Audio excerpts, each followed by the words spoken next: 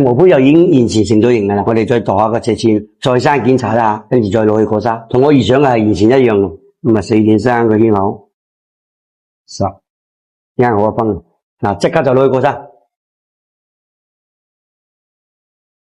過埋呢條砂個形狀，基本就固定咗喺度嘅。嗱，依家睇起身成條爽啊，係咪冰緊都慢慢全部呈現晒出啦？用多兩下先。嗱，依家最後一條砂噶啦，過埋呢度，過埋砂紙就可以拋光咯。搞掂。嗱，所有嘅砂已經過晒，依家即刻攞過去拋光。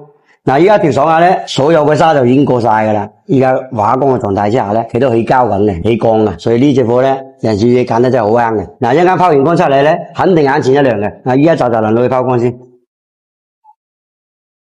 冰移光嘅，好似帶冰嘅時候咧，我哋拋光只需要輕輕咁拋就得嘅啦，唔需要大力嘅，就輕輕咁拋，啲水頭就已經好容易就呈現出嚟到嘅。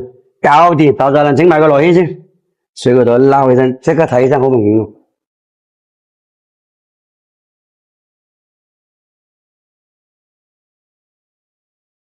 搞掂，我哋攞嗰邊睇睇效果係點樣嘅。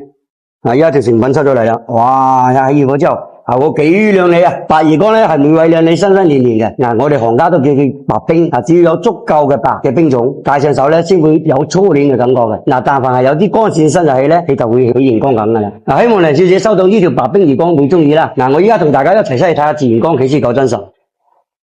哇！